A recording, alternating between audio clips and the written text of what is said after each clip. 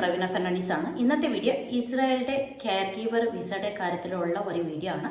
അപ്പോൾ നമ്മൾ ഏകദേശം ഒന്ന് ഫെബ്രുവരി തൊട്ട് ഇസ്രായേലിക്ക് കെയർ ഗീവർ വിസ സ്റ്റാർട്ട് ചെയ്തതാണ്. ഓൾറെഡി നമ്മളുടെ 6 കാൻഡിഡേറ്റ്സ് ഓൾറെഡി ഇസ്രായേൽ റീച്ച് ആയിട്ടുണ്ട്. അപ്പോൾ ഇപ്പോഴും നമ്മൾ കെയർ ഗീവർ വിസ ചെയ്യുന്നുണ്ട്. പെണ്ണുങ്ങൾക്കെങ്കിൽ ഇച്ചിരി പെട്ടെന്ന് 2-3 മാസത്തെ ഉള്ളിൽ വിസ ആവും. ആണുങ്ങൾക്ക് ഇച്ചിരി സമയം എടുക്കും. അത് കാരണം നമ്മൾ 4 to 6 months പറയും, പക്ഷെ അതിനേക്കാൾ ഉള്ളിൽ തന്നെ വിസ ആവുന്നുണ്ട്. അപ്പോൾ ഇസ്രായേലിലെ കെയർ ഗീവർ വിസക്ക് ആവശ്യമുള്ള കാര്യങ്ങൾ ഞാൻ പറയാം. Age limitation 25 to 50. പിന്നെ അത്യാവശ്യം ഇംഗ്ലീഷ് അറിഞ്ഞിരിക്കണം. നമുക്കെന്ന് പറഞ്ഞെങ്കിൽ ബോംബെയിൽ ഇന്റർവ്യൂ ഉണ്ട്. അപ്പോൾ അത് ഇംഗ്ലീഷിലാണ്. അപ്പോൾ ബോംബെയിൽ ഇന്റർവ്യൂവിൽ അവർ എന്നതാണോ ചോദിക്കുന്നത് അത് മനസ്സിലാക്കിയിട്ട് നമുക്ക് തിരിച്ച് മറുപടി കൊടുക്കാൻ അറിഞ്ഞിരിക്കണം. അപ്പോൾ നമുക്ക് നല്ലപോലെ ഗ്രാമർ വേണമെന്നില്ല, പക്ഷെ അവർ എന്നതാണോ ചോദിച്ചത് തിരിച്ച് മറുപടി കൊടുക്കാൻ നമുക്ക് അറിഞ്ഞെങ്കിൽ നമുക്ക് അത് മതി. പക്ഷെ നല്ല ഇംഗ്ലീഷ് ആവശ്യമില്ല, പക്ഷെ അത്യാവശ്യം ഇംഗ്ലീഷ് മനസ്സിലാക്കിയിട്ട് തിരിച്ച് മറുപടി പറയാൻ അറിഞ്ഞിട്ടുണ്ടെങ്കിൽ അത് മതി. SSLC ഫെയിലോ പാസോ പ്രശ്നമില്ല. പിന്നെ കെയർ ഗീവറുടെ ഒരു എക്സ്പീരിയൻസ് സർട്ടിഫിക്കറ്റ് വേണം. കെയർ ഗീവർ എക്സ്പീരിയൻസ് സർട്ടിഫിക്കറ്റ് എന്ന് പറഞ്ഞാൽ നിങ്ങളുടെ അടുത്ത് എവിടെയെങ്കിലും ഓൾഡ് ഏജ് ഹോമിൽ അഥവാ നിങ്ങളുടെ അടുത്ത് ഏതെങ്കിലും ഹോസ്പിറ്റൽ ഉണ്ടെങ്കിൽ അവിടെ പോയിട്ട് നിങ്ങൾ ഇച്ചിരി സമയം ട്രെയിനിങ് എടുത്തിട്ട് അവിടുത്തെ എക്സ്പീരിയൻസ് സർട്ടിഫിക്കറ്റ് എടുക്കണം. അപ്പോൾ നമുക്കെന്ന് പറഞ്ഞെങ്കിൽ ഇപ്പോൾ ട്രെയിനിങ് എടുത്തിട്ട് അവിടുത്തെ കാര്യങ്ങൾ അറിഞ്ഞ് പിന്നെ നമുക്ക് ആ കെയർ ഗീവർ എക്സ്പീരിയൻസ് സർട്ടിഫിക്കറ്റ് എടുക്കാനും പറ്റത്തുള്ളൂ. അങ്ങനെ നമുക്കൊരു കെയർ ഗീവർ എക്സ്പീരിയൻസ് സർട്ടിഫിക്കറ്റ് വേണം. പിന്നെ ബർത്ത് സർട്ടിഫിക്കറ്റ് വേണം. പഞ്ചായത്തിൽ നിന്ന് ബർത്ത് സർട്ടിഫിക്കറ്റ് വേണം. മാരേജ് സർട്ടിഫിക്കറ്റ് വേണം. മാരേജ് എന്ന് പറഞ്ഞെങ്കിൽ നമ്മുടെ കേരളത്തിൽ നിന്നെങ്കിൽ നിങ്ങൾക്ക് പഞ്ചായത്തിൽ തന്നെ മാരേജ് സർട്ടിഫിക്കറ്റ് കിട്ടും. അഥവാ നിങ്ങൾ കർണാടകയിൽ താമസിക്കുന്ന ആൾക്കാരെന്നെങ്കിൽ എന്ന് പറഞ്ഞെങ്കിൽ നിങ്ങൾക്ക് കോർട്ട് മാരേജ് ആവശ്യമുണ്ട്. കോർട്ട് മാരേജിന്റെ സർട്ടിഫിക്കറ്റ് തന്നെ വേണം. കോർട്ടിൽ രജിസ്റ്റർ മാരേജ് ആയ സർട്ടിഫിക്കറ്റ് വേണം, മാരേജ് സർട്ടിഫിക്കറ്റ്.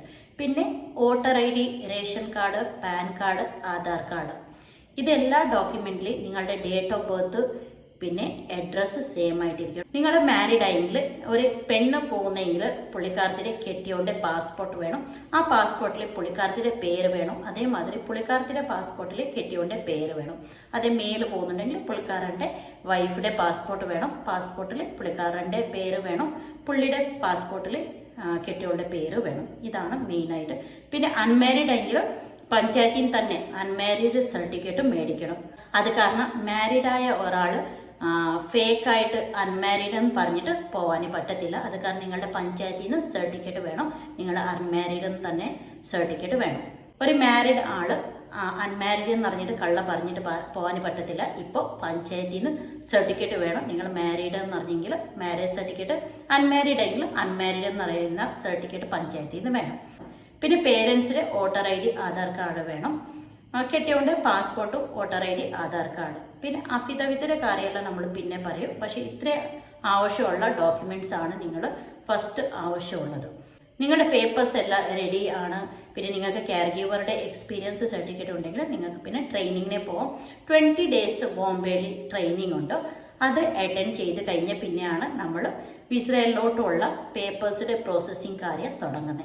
അപ്പോൾ ഇത്രയും കാര്യങ്ങളാണ് നമുക്ക് ആവശ്യമുള്ളത്. ഏജ് ലിമിറ്റേഷൻ ഞാൻ പറഞ്ഞിട്ടുണ്ട് 25 to 50 ആണ്. പക്ഷെ അത്യാവശ്യം നല്ല ഇംഗ്ലീഷ് വേണം. പിന്നെ വിസയുടെ പേയ്മെന്റ് എല്ലാം നമ്മൾ സ്റ്റാർട്ടിങ് ഒന്നും മേടിക്കുന്നില്ല. വിസ വന്നു കഴിഞ്ഞ പിന്നെയാണ് നമ്മൾ വിസയുടെ പൈസ മേടിക്കുന്നത്. കാലം നിങ്ങൾ ബോംബെ പോകുമ്പോൾ ബോംബെയുടെ ട്രെയിനിങ്ങിന്റെ പൈസ നിങ്ങൾ പേ ചെയ്താൽ മതി. അത് കഴിഞ്ഞ പിന്നെ വിസ വന്നു കഴിഞ്ഞ പിന്നെ നിങ്ങളുടെ ബാലൻസ് വിസയുടെ പൈസ നിങ്ങൾ പേ ചെയ്താൽ മതി. നിങ്ങൾക്ക് ആർക്കെങ്കിലും താല്പര്യം ഉണ്ടെങ്കിൽ എന്നെ കോൺടാക്ട് ചെയ്താൽ മതി. എൻ്റെ കോൺടാക്ട് ഡീറ്റെയിൽസ് ഇതിനകത്ത് കൂടത്തിൽ ഞാൻ അറ്റാച്ച് ചെയ്യാം. നിങ്ങൾക്ക് എന്നെ വാട്സാപ്പിൽ മെസ്സേജ് ഇട്ട് ഇതിൻ്റെ കാര്യത്തിൽ കൂടുതൽ എന്തെങ്കിലും അന്വേഷിക്കാനുണ്ടെങ്കിൽ എനിക്ക് മെസ്സേജ് വിടാം. എല്ലാവരും ചോദിക്കുന്ന ചോദ്യം എന്ന് പറഞ്ഞെങ്കിൽ ഇസ്രായേൽ യുദ്ധം നടന്നുകൊണ്ടിരിക്കുക, അപ്പോൾ നമ്മൾ പോകുന്നത് സേഫ് ആണോ എന്ന് പറഞ്ഞിട്ട്.